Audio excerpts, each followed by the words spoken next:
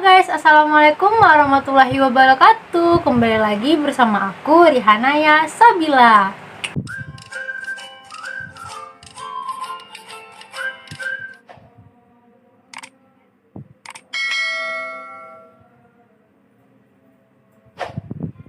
Nah, pada video kali ini aku akan menganalisis sebuah lagu menggunakan kajian stilistika. Sebelum kita menganalisis lagu tersebut, kita harus tahu dulu nih apa sih kajian stilistika itu. Silahkan teman-teman nyimak penjelasan berikut ini. Menurut Turner dalam Pradopo tahun 1993 halaman 264, ia mengartikan bahwa stilistika adalah ilmu yang mempelajari gaya bahasa yang merupakan bagian linguistik yang memusatkan pada varian penggunaan bahasa, tetapi tidak secara eksklusif memberikan perhatian khusus kepada penggunaan bahasa yang kompleks pada kesusastraan. Menurut Ratna tahun 2009 halaman 167, secara definisi stilistika adalah ilmu yang berkaitan dengan gaya, tetapi pada umumnya lebih mengacu pada gaya bahasa. Dalam bidang bahasa dan sastra, stilistika berarti cara-cara penggunaan bahasa yang khas sehingga menimbulkan efek tertentu yang berkaitan dengan aspek keindahan. Jadi, stilistika itu adalah ilmu gaya bahasa yang digunakan untuk mengkaji suatu makna dalam sebuah karya sastra, yang lebih mengacu secara detail melalui dari struktur bahasa, penggunaan kata, hingga mengamati antara hubungan pilihan kata. Nah, pasti teman-teman bertanya, apa sih fungsi dari gaya bahasa itu? Menurut Keraf tahun 1991, fungsi gaya bahasa atau juga sering disebut dengan majas adalah menyampaikan pesan kepada pembaca dengan cara yang imajinatif atau kiasan. Majas bersifat kiasan atau bukan makna yang sebenarnya. Gaya bahasa merupakan cara penggunaan pikiran melalui bahasa khas yang memperlihatkan jiwa dan kepribadian seorang pengarang. Mengkaji gaya bahasa memungkinkan dapat menilai pribadi, karakter, dan kemampuan pengarang yang menggunakan bahasa itu. Nah, jadi stilistika itu menganalisis gaya bahasa terhadap suatu karya sastra. Nah, pada kali ini aku akan menganalisis lagu Zona Nyaman menggunakan pendekatan stilistika. Apa-apa saja sih majas yang terdapat dalam lirik lagu Zona Nyaman? Yuk simak penjelasan berikut ini. Pagi ke pagi, ku terjebak di dalam ambisi, seperti orang-orang berdasi yang gila. Majas pertama yang terdapat dalam lirik lagu Zona Nyaman yaitu majas aferesis. Majas aferesis adalah sejenis majas penegasan dengan menghilangkan huruf atau suku kata awal. Majas ini terdapat pada lirik pagi ke pagi ku terjebak di dalam ambisi, seperti orang-orang berdasi yang gila materi. Nah, pada lirik terdapat kata ganti dalam kata aku yang menjadi kataku. Lirik ini menggambarkan seseorang yang setiap harinya selalu mengejar sesuatu dengan keinginan yang kuat. Bisa dikatakan ambisi dalam pekerjaan yang digambarkan seperti orang-orang pejabat yang sangat ambis jika mencari kekayaan atau materi. Majas kedua dalam lirik lagu Zona Nyaman yaitu majas ironi. Majas ironi adalah majas yang berisi sindiran dengan menyembunyikan fakta yang sebenarnya dan mengatakan kebalikan dari fakta tersebut. Nah, majas ini terdapat pada lirik seperti orang-orang berdasi yang gila materi. Maksud dari orang berdasi pada lirik ini bukanlah orang-orang yang menggunakan dasi yang selalu dipandang rapi dan bersih.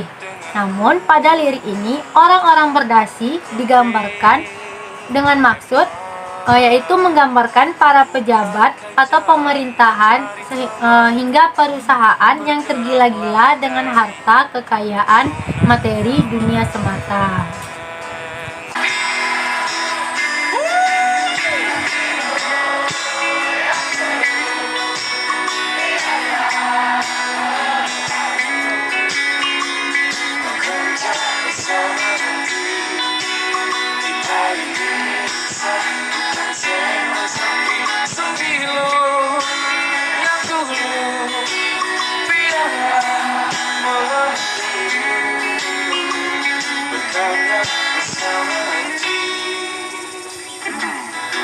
Selanjutnya majas ketiga dalam lirik lagu Zona Nyaman yaitu majas metafora.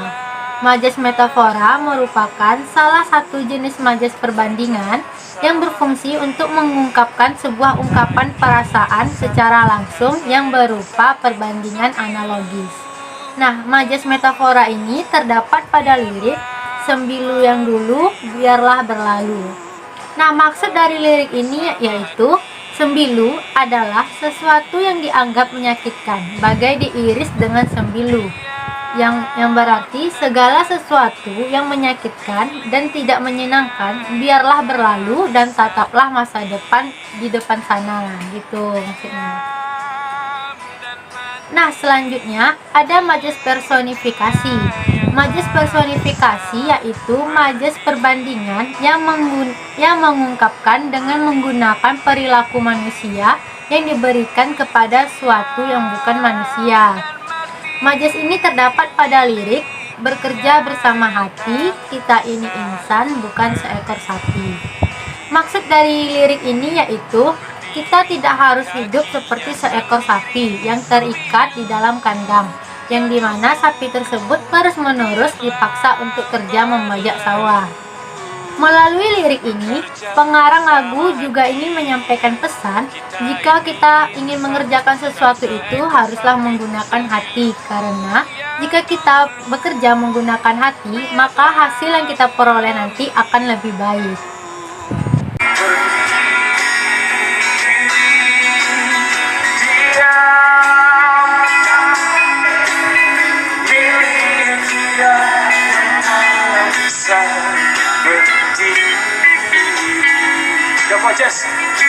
Selanjutnya, majas pleonasme.